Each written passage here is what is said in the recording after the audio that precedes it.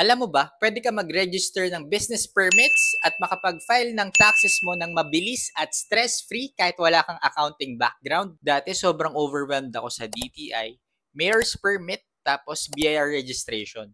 Pero nung binasa ko itong The BIR Survival Guide na sinulat ng isang CPA and taxation professor with a master's degree, naging sobrang linaw.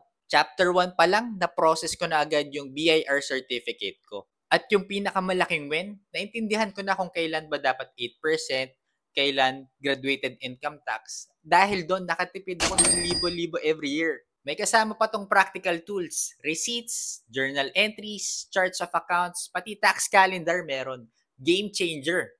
Hindi na ako nalilate at hindi na ako kinakabahan sa audits. I am now filing my own taxes and maintaining compliant books. At kung balak mo naman mag-level up, may guide na rin kung kailan ba dapat mag-incorporate at kung anong tax benefits ang bagay sa'yo.